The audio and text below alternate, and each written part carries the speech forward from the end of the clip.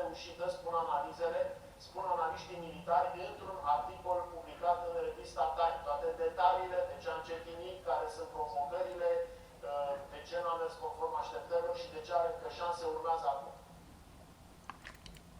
Autorii articolului din Time cred că succesul contraofensivei ucrainene este încă posibil, deși ritmul acesteia a încetinit vizibil la finalul lunii trecute, însă, potrivit articolului, încetinirea nu înseamnă o se spală, mă. trecere la un război de usură. Pornind de la situația actuală a frontului, sunt trei scenarii posibile pentru accelerarea și succesul contraofensivei ucrainene. Prima variantă este ca înaintarea forțelor ucrainene să ducă la o străbucere a liniilor de apărare rusești. Breșa creată poate fi exploatată de ucraineni pentru a pătrunde în adâncimea dispozitivului militar rusesc și a destabiliza. Un al doilea scenariu presupune menținerea unei